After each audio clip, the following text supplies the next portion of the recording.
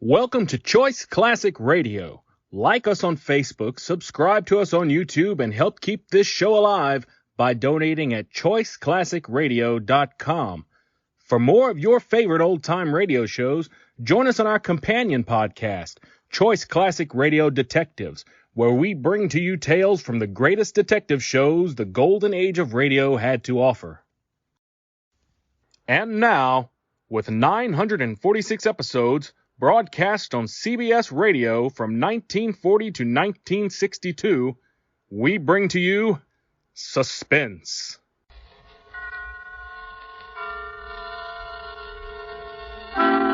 Suspense.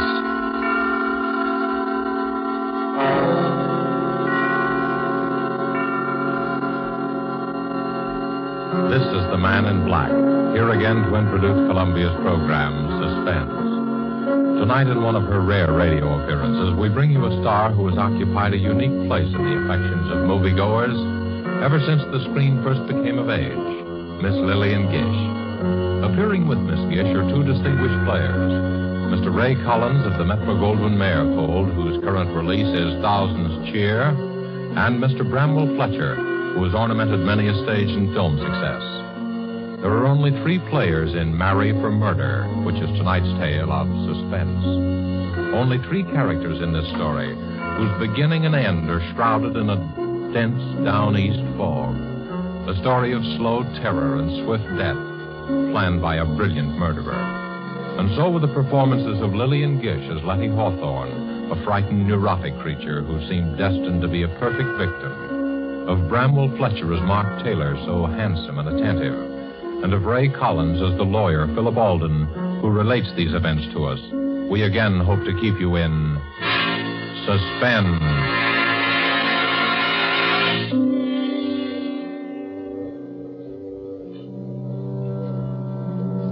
I used to love the sound of foghorns on the bay, especially at night when I sat before the fire. Let their lonely wail weave a contrast between my snug comfort and the gray immensity outside. But I've lost my taste for them now. Lost it on the night I heard them moan a dirge of death.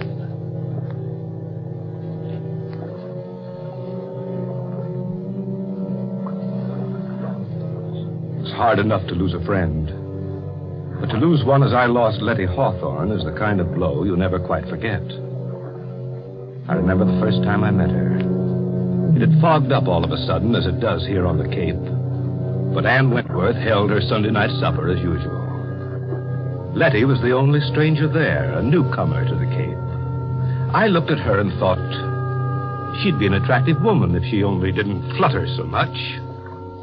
She was a trim, pretty woman of about my own age, which is 40. You're Philip Alden, the lawyer, aren't you? Oh, what a pleasure to meet so many nice people.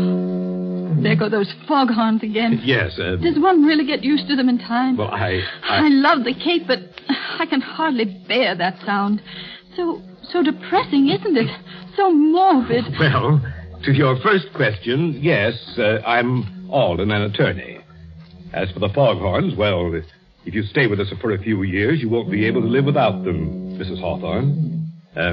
It is Mrs. Hawthorne, isn't it? Mm-hmm. Anne never gets around to introducing people. It's her only fault. Oh, I never stand on ceremony. That's my fault if you consider it one. Besides, I knew you at once, you see, and you knew me. Don't you think that's a promising beginning? I never thought of it that way.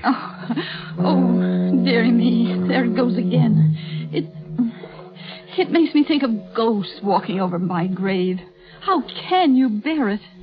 They do serve a very important purpose, you know. Oh, I suppose they do, but they give me the shudders. As a matter of fact, I find them comforting. Mm. I made Jane Hart promise to stay with me tonight if the fog doesn't lift. I daren't be alone. You see, I'm still a bit nervous. Oh? I've been ill, you know, and the doctor prescribed complete rest and quiet. I see. That's why I came up here. Well, you'll find what you're looking for here, I'm sure. Oh, do you think so? I do hope I will. My nerves are simply shattered. Mr. Hawthorne's death, you see. Such a tragedy. I'm terribly sorry. You see, it happened so suddenly. I can't quite believe Can that. I get you some of Anne's cider cup? That's one of our Sunday night features. Oh, thank you. That would be so nice. It's such a comfort to have a man take care of one again. You make me feel so protected. I know we're going to be great friends, aren't we?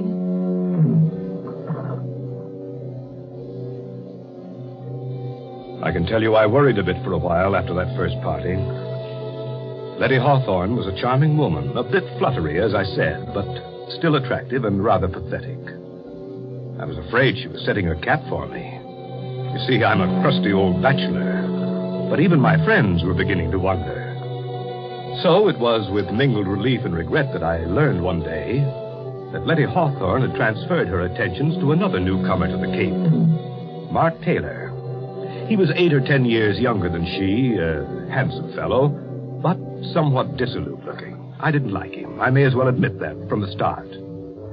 But short of marrying her myself, there wasn't much I could do. Anyway, they seemed happy enough at first. One day after the wedding, Letty called me on a matter of business. I went down there after sundown. The three of us sat out on the beach in front of her cottage. I'm so glad you were able to come, Philip. You see, Mark and I were counting on you. Always glad to oblige you, Letty. As a matter of fact, Alden, we want you to attend to a legal matter for us. Yes? Yes, Philip. Mark wants to make a will. I told him I don't like wills. There's something so unhealthy about them. But Mark simply insists upon it. Very sensible, I'm sure. Oh, you men. You're all alike. It needn't be a very elaborate affair, Alden. Just a simple document stating that I leave all my property to Letty. Well, if he does that, Philip, I want you to make out a will for me, too. Leaving everything I have to Mark. But Letty, there's no need... I insist. Oh, well, Alden here is going to think I married you for your money. Money? Oh, why, I really don't know anything at all about my affairs. Really, I don't. Frank, Mr. Hawthorne always used to say, Letty, I really think you know less about business than a child. I left the management of his estate entirely to his secretary, you know. Well, just some simple document that makes my intention clear. You know the form, Alden. And, of course, if Letty insists... But I do. We'll have twin wills. It doesn't sound so frightening that way. The way Letty talks about wills, you can tell she has a secret vice, can't you? A secret vice? My wife's a murder mystery fan, Alden. I didn't find out until it was too late. Oh, Mark, you silly. When you say that, Taylor, smile. I'm a detective fan myself. It's a busman's holiday, of course, but I always read the latest whodunits. If my father hadn't insisted that I follow in his footsteps, I'd have been a detective instead of a lawyer. Really? How interesting. Tell us, Philip, do you ever get any cases like the ones we read about? Well, if you want my opinion, the chief difference between fact and fiction is that the author of a novel wants you to see the pattern and the author of a murder tries to hide it. Oh. Well, what do you mean by that? Well, take your case, for example. You and Letty are making out your wills. I heard her say that she wanted to leave her money to you. But how do I know the idea just sprang into her head of its own accord? How do I know that you didn't plant it there? Plant it? What do you mean? Why, what possible reason could I have? Well, as things stand now, there's no reason for me to ask if you planted the idea in her head. But if Letty were found dead... Dead? Oh, Philip, how dreadful. How can you even think such thoughts? Mark, darling, how terrible for you. Philip, you're to apologize this minute. No, Letty. Philip was just trying to explain. Well, I won't have him talking about such horrible things. Of course, I didn't mean you to. I was just using you as an example. Well, I didn't mean to be rude, Philip, but, well, you know my nerves, and it's getting dark. And... Oh, the bay is beautiful at night, of course, but I've always been afraid of the water. That's why I've had such a time persuading her to come out for a sail. The Artemis has been tied up all summer waiting. It's just silly, I know. And I will go with you, Mark. But let's wait for a calm day. You know, Letty's idea of a sail is to sit becalmed half a mile offshore. My wife has perfect confidence in me, you see. Oh, Mark, it isn't that. You're making fun of me, aren't you? Of course, I trust you completely, but... Well, I'm not very athletic. You're missing one of the treats of the Cape if you don't sail. But I shall. Of course I shall, and soon. And what's more, I'm going to get Mark to teach me to handle the Artemis. Well, I'll be looking forward to seeing your sails on the bay then. Oh, Mark, a storm. I better be getting home before it breaks. Are you sure you'll be all right? Oh, I'm simply terrified of thunder. Wouldn't you rather stop with us? Oh, I can make it to town. Stop by tomorrow, won't you, Alden? Or as soon as you have those papers. Right. Now, you won't be nervous after our talk of wills and murders. But of course you won't. I'm such a coward myself that I can never understand how other people can be so brave. You know, Philip, Letty's helplessness is one of her chief charms. Sometimes I suspect she exaggerates it just to make me feel important. Oh, Mark, you mustn't. Giving all my secrets away. Well, don't worry about me or the wills, Letty. Someday you will frighten yourself to death.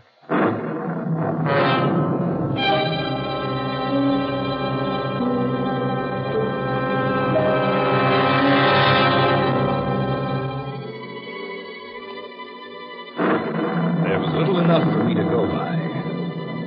But gradually I found myself worrying about Letty and Mark. They didn't seem to be hitting it off. Oh, on the surface, everything was smooth. But I was haunted by a premonition of what I didn't know. It was only a nameless dread of something, some undercurrent of feeling. Letty's nerves were getting no better. In fact, she seemed more tense, more frightened than ever. Yet she was making an effort to meet Mark halfway. Many times I saw them out sailing. Only when Letty returned after a day on the water, she seemed pinched and white. While Mark appeared to be glowing with vitality, Letty grew paler, more distracted. I realized suddenly that she was a middle-aged woman. One day in town, I met them in the general store. They'd been quarreling. But I tell you, Mark, you're just imagining it. I hate to have that stuff around, as you very well know. You read all kinds of stories about the way it gets mixed up in food. Oh, nonsense. Well, I'm sure there aren't any rats around the boathouse. I'd know if there were. I'm simply terrified of them. But I can't bear thinking of having poison around. Why, I'd be worried all the time. Oh, Letty, for heaven's sake, stop being childish. I didn't put traps around because you didn't want them. Now that I'm trying to get rid of them in another way, you make a scene. I don't see why we have to go into a 3-act tragedy just because I want to buy some rat poison. Hello, you two. Oh, hello, Alden. Why, Philip, how nice to see you. Mark and I were just doing a little shopping. Philip, will you do me a favor? Will you please reason with Letty and try to get some sense into her head? Say, wait a minute. This sounds serious. Well, it isn't really. But, Philip, you know my nerves and the way things upset me, and Mark just doesn't understand. Oh, I know I'm just a silly woman, but the doctor says I have to be humored. And now Mark is so unreasonable, and it's such a little thing. Of course it's a little thing, and that's why I can't understand your attitude. Now, look here, Philip. The boathouse is infested with rats. Wouldn't you say the obvious course of action would be to get rid of them? Why, of course. But poison, rat poison. Oh, Philip, don't you see how horrible it is? I mean, accidents do happen. I've always hated to have anything like that around just in case. I've heard of children eating this stuff by accident. But you two people can take care of yourselves. Frankly, Letty, I think you're making a fuss over nothing. Yes, that's right, Philip. That's just what I told her. Well, very well then. But if I'm found dead, I hope you realize you'll both be under suspicion.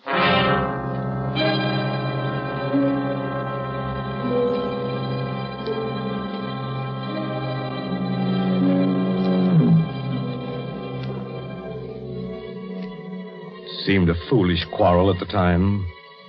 Yet when I left them, I kept hearing Letty's voice. Very well, then. But if I'm found dead... Very well, then. But if I'm found dead... Very well, then. But if I'm found dead... Suddenly, a monstrous idea occurred to me. I wondered if Letty had been trying to warn me. And then the horrible suspicion broke. All the trifling things began to add up. Letty's nervousness, her fear of sailing with Mark, her terror of having the poison in the house. But why? Why should she be afraid of Mark? What motive had he? And then I knew. I had helped to give him the motive when I drew up Letty's will. Yet my whole case was founded on thin air. Figment of a nervous imagination. I had to be sure. I had to keep an eye on them. I found myself making excuses. Excuses to drop by at their cottage. Who is it, Letty? Who's there? It's Philip. Oh, Philip. Well. Hello. You're almost getting to be a member of the family. Well, I just thought I'd ask you to help me eat the first bluefish of the season. There's too much here for an old bachelor like me. Why, Philip Alden, if you aren't the most thoughtful person. How perfectly sweet of you. Of course you'll stay to dinner. We'll have a real feast. Yes. You might as well stay as long as you're here. Oh, thank you. If you're sure I won't be intruding. Intruding? Why, of course not. And you can help me get the dinner ready. Well, I'd be glad to, but won't I be in Anna's way? Anna's gone. Gone? Why, I thought you were well satisfied with her. And so we were, Philip. But Anna didn't seem to be satisfied with us. In fact, they've all gone. All? Yes. Anna and Elsie and Otto, the handyman. They just walked out and left us. Well, for heaven's sake. Since the ship and engine place opened on the Heights, nobody can keep a servant. Can't blame them myself. I wonder. I don't believe Anna'd take a job at the ship and engine. Anyhow, it does seem strange they all went at once, doesn't it? Letty, I do wish you'd stop dramatizing everything. Ship and engine just opened. The call went out for help. I don't see any mystery in the servants answering. In fact, it's their patriotic duty. And it's our patriotic duty to get along without them. But it's so lonely here, especially at night. Now, Letty, you're not living here by yourself, you know. No, of course not. But all the same, we are isolated. Just the two of us. And you know how tricky my nerves are. I always feel so much better if the servants are around. After all, if anything were to happen, and anything might happen... Letty, this isn't getting us any closer to our dinner. Oh, of course. Now, you boys wear these aprons. Oh. Philip, since it's your fish, you may have the honor of cooking it. All right, you asked for it. It'll be your funeral. Now, Philip, Mark, you hold the berries for the dessert. I'll do the vegetables and set the table.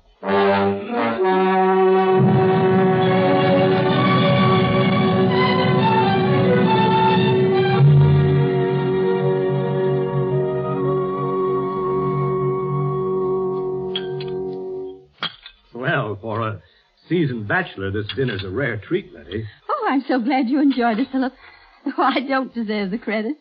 That bluefish was simply delicious. How did you manage to catch it all by yourself? I always think men are so wonderful. Well, I'll be glad to take you both the next time I go fishing. It's good fun. Fresh air would be good for you, Letty. Oh, no, I couldn't. Well, I'm still just a wee bit nervous about the water. Though I tried terribly hard, haven't I, Mark? Yes. I've been good about the sailing. But you know I'm learning to manage the Artemis all by myself, aren't I, Mark? Mm-hmm. I don't write my name in the wake anymore, do I? Yes, Letty's a real hand at the tiller. She'll be a better sailor than I am soon, you see. You'd have seen her take the Artemis into harbor the other day. You did, all right? Yes, she came through that channel with a breeze against her. I wanted to take it over, afraid she'd run into the mud flats. But no, she coaxed it all the way, and we came in under sail. Yes, and I wanted to do it all by myself, even though I was terrified. Well, good for you. Why, that's really a splendid accomplishment. I've been negotiating the harbor for years, but I confess that I have trouble every now and then.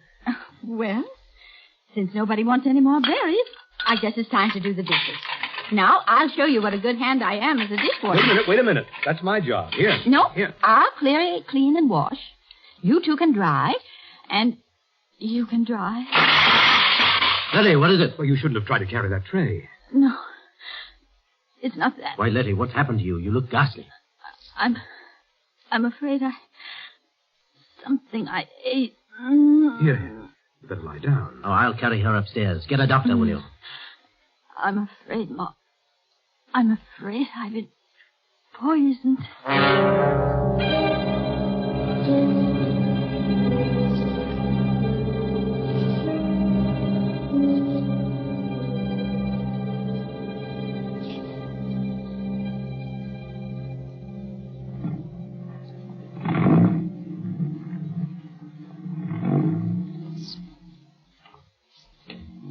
But great heavens, Philip, I just can't believe it.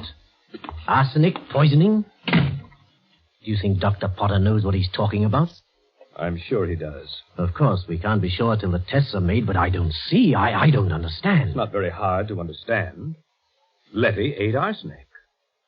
How or where she got it, we don't know, but it's not difficult to guess. But we all ate the same meal, you and I and she. Why, good Lord, Philip. Do you think we're poisoned, too? I feel perfectly all right. You appear to be comfortable.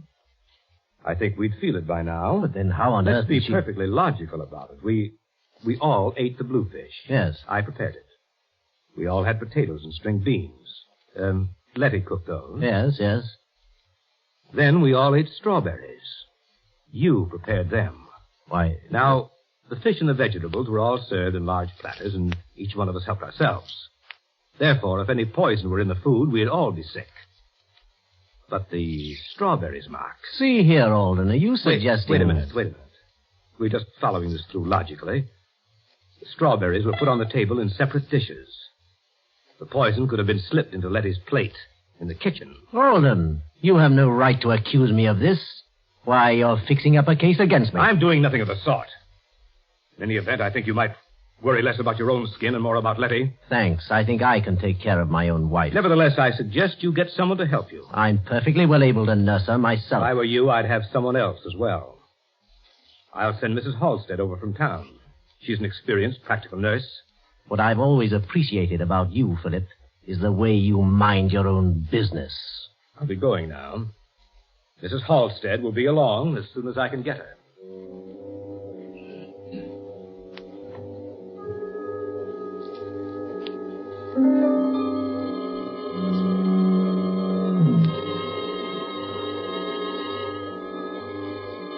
When the doctor's analysis came, it was arsenic poisoning, all right. There were traces of arsenic in the sugar on Letty's dish. Letty was recovering. The dose wasn't large enough to kill her. Mrs. Halstead was installed as nurse and housekeeper. Just then business called me to New York, where I found myself worrying about Letty. I couldn't get her out of my mind. Very well, then. But if I'm found dead... I was bothered by a few loose ends in Letty's problem. The sort of questions that would occur to a legal mind. So I decided to spend an evening in the reference room of the law library among the files, where I found out enough about Mark and Letty Taylor to send me racing back to the Cape. And I knew I had to hurry if I was to prevent a devilish murder.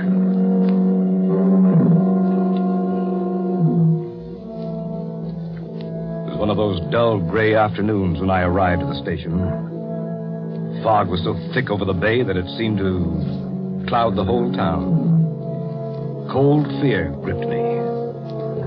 Letty and Mark, I learned, had left at dawn for a weekend sail. I could picture them. Murderer and victim. Shrouded in the gray veils of the fog. Drifting. Waiting. While the foghorns cawed a hoarse warning of murder. So, I was too late. The trap was sprung. With my newly gained insight into the affairs of Letty and Mark, I could have averted the tragedy, but I was too late. Or was I? If only they hadn't really left for that sail. I took the chance. Feeling my way along the Cape Road, I reached the Taylor cottage. Nobody was there. Then I heard noises in the boathouse. I crept down the slope and listened.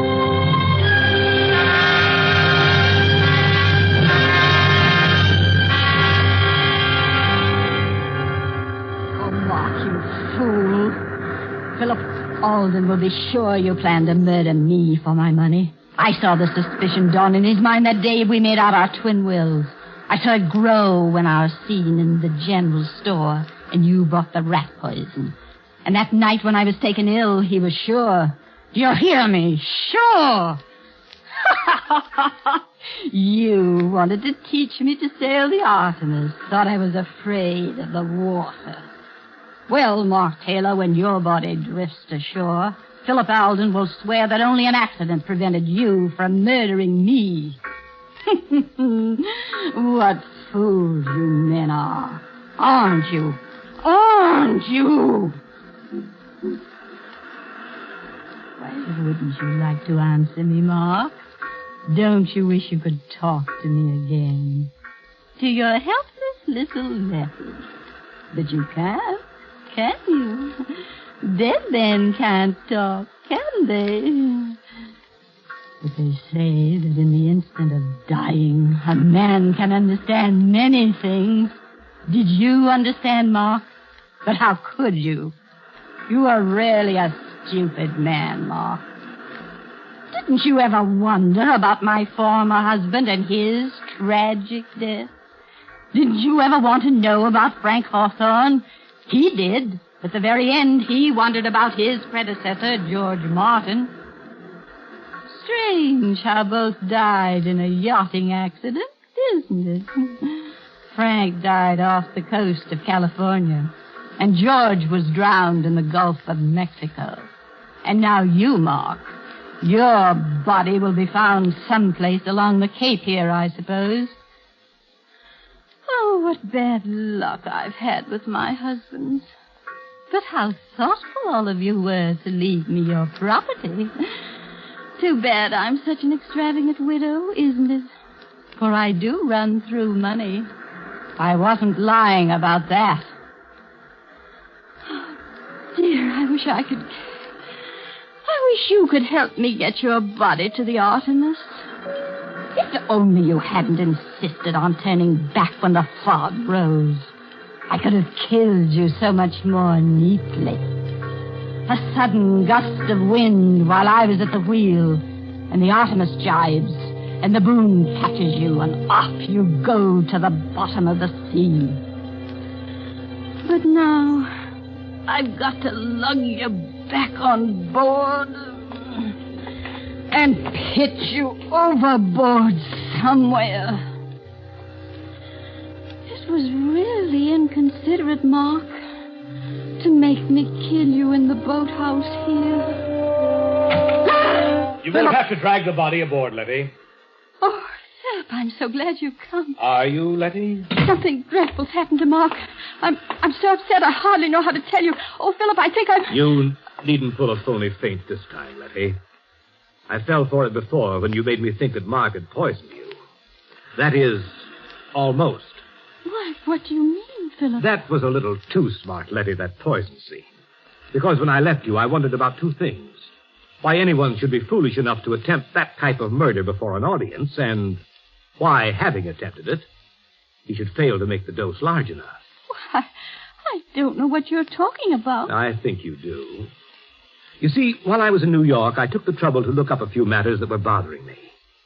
And I found the newspaper clippings of your two previous, shall we say, accidents. Oh, Philip, isn't it dreadful? Still pretending. You're a clever woman, Letty, but I overheard you just now. You'll never prove anything. I think I will. You see, I found the motive, too. It was marry for money, marry for murder, wasn't it? I wouldn't try to run away, Letty. I brought a gun. You're coming with me to the police station. Don't wonder that you hate the sound of foghorns, Letty Taylor. You've spoiled them for me, too.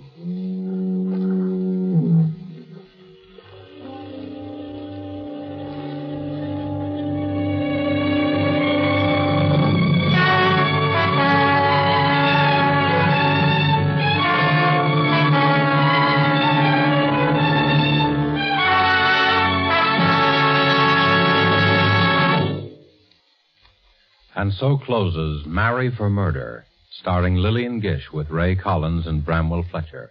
Tonight's tale of Suspense.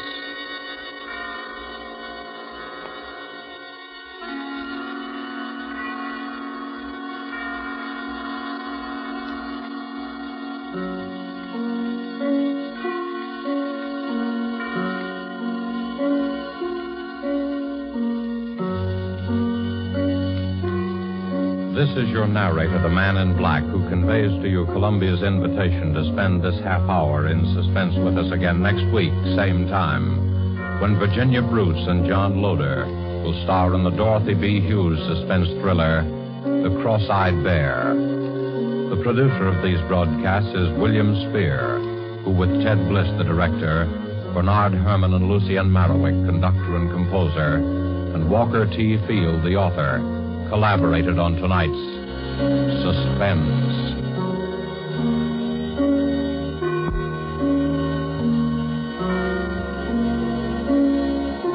This is CBS, the Columbia Broadcasting System.